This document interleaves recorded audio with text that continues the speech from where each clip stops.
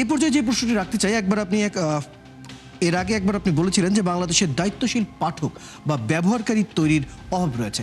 সাধারণ মানুষ যাতে এই যে ভুয়া খবর যাতে চিনে শেয়ার করা থেকে বিরত থাকে, এই ধরনের যদি সচেতনতা আমরা তৈরি করতে চাই, তাহলে এই সময় আপনি কি মনে করেন, কি ধরনের পদক্ষেপ দরকার?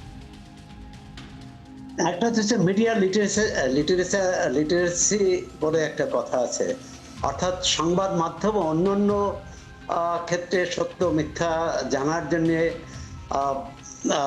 যেভাবে এটা যাচাই করার প্রয়োজন বা পাঠককে বা দর্শককে ওভাবে নিজেকে তৈরি করা প্রয়োজন, আর সেটি আমার মনে হয় প্রাতিষ্ঠানিকভাবে করা উচিত, রাষ্ট্রীয়ভাবে করা উচিত।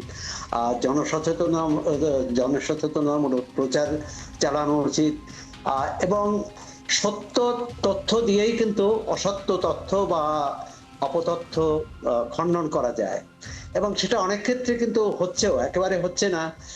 যেমন মূলধারার সংবাদ মাধ্যমে যখন কোনো খবর সামাজিক যোগাযোগ মাধ্যমে যেসব খবর ছড়ানো হয়, সেটি যখন খুবই আগ্রহ উদ্দীপক খবর, খুবই আকর্ষণীয় খবর, অর্থাৎ অপতথ্য, সেটা যখন মূলধারার সংবাদ মাধ্যমে দেখে না, টেলিভিশন, পোর্টাল অথবা সংবাদপত্রে, তখন কিন্তু পাঠকের মধ্যে একটা নিজেই চিন্তা করে যে এটি সত্য কিনা। তখন নানাভাবে ব্যক্তিগতভাবেও জানতে চান, এবং আপনি দেখেছেন যারা এই সামাজিক যোগাযোগ মাধ্যম ব্যবহার করেন তাদের মধ্যে এই প্রশ্নটি আছে। এর মধ্যে এটি যখন বারবার হয় যে অপতথ্যের পরিমাণ বেশি, তখন সামাজিক যোগাযোগ মাধ্যমের প্রতি তো একটা অনাস্থা তৈরি হবে এবং হওয়া উচিত। তো সেক্ষেত্রে যেটা হচ্ছে যে মূলধারার সংবাদ মাধ্যমকে সব তথ্য যাতে প্রকাশ করে, আর রাষ্ট্রীয়ভাবে যেটা করা উচিত, অর্থাৎ কোনো তথ্য চেপে না রাখা। এখন ধরুন এই যে আজকে ধরুন যদি কোনো সামাজিক যোগাযোগ মাধ্যমে বললো যে বাংলাদেশে আগামী 2 মাসে এত লাখ লিটার তেলের ঘাটতি আছে। এখন এটি সত্য কি মিথ্যা, এটা তো সাধারণ নাগরিক বুঝবে না। আর সেক্ষেত্রে রাষ্ট্রের পক্ষ থেকে, অর্থাৎ সংশ্লিষ্ট কর্তৃপক্ষের পক্ষ থেকে প্রকৃত তথ্যটা জানানো, যে তাহলে সেক্ষেত্রে সরব হোসেন, সাধারণ পাঠক হয়তো এই বিষয়ে উনি জানবেন না, কিন্তু কোথা থেকে এই তথ্যটি সত্য না মিথ্যা সেটি যাচাই করা যায়, অন্তত সেটিও তো একজন সাধারণ পাঠকের জানা উচিত। কি মনে করেন? না, সেটাই তো সূত্র কোথায়, উৎস কোথায়, কারা করছে, সেটাও একটি বিষয়।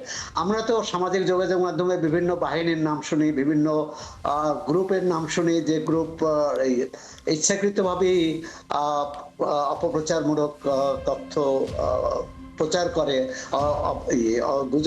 গুজব ছড়িয়ে দেয়, এবং এটি ধরুন নির্বাচনকে সামনে রেখে, এটি কোনো বড় ঘটনাকে সামনে রেখে এ ধরনের ঘটনা ঘটে। তখন আমি মনে করি রাষ্ট্রের পক্ষ থেকে, মানে সংশ্লিষ্ট কর্তৃপক্ষের পক্ষ থেকে প্রকৃত তথ্যটা জানানো। এখন অনেক সময় এক্ষেত্রে আমরা অবহেলা করি বা আমরা অবজ্ঞা করি যে এটি তথ্যটা জানাই না। আমি মনে হয় যে তথ্যটা জানানো, সঠিক তথ্যটা জানানোর মাধ্যমেই কিন্তু আমরা এই যে কোনটি গুজব কোনটি অপতথ্য সেটি বলতে পারি। আরেকটি এর পাশাপাশি আছে ভুল তথ্য। সেটি অনেক সময় কিন্তু অজ্ঞাতেও হতে পারে, না জেনে হতে পারে, অথবা যে সূত্র থেকে তথ্যটা নেওয়া হচ্ছে সেই সূত্র হয়তো ভুল তথ্য দিতে পারে। এই কারণে মূলধারার সংবাদ মাধ্যমে অনেক সময় দেখবেন যে আবার প্রতিবাদ ছাপা হয়, বা এটি সংবাদ পত্রিকায় অহরহ ছাপা হয়, কিন্তু টেলিভিশনে এটি দেওয়ার সুযোগ খুব কম। তাহলে মোটা থেকে বলা যেতে পারে আসলে এই পরিস্থিতি নিয়ে এখন আসলে পরিকল্পিতভাবে এগোতেই হবে, এবং গণমাধ্যম এবং ফ্যাক্ট চেকিং যেসব প্রতিষ্ঠান রয়েছে এবং একই সাথে সরকারি বেসরকারি প্রতিষ্ঠানগুলোকেও একই সাথে কাজ করতে হবে।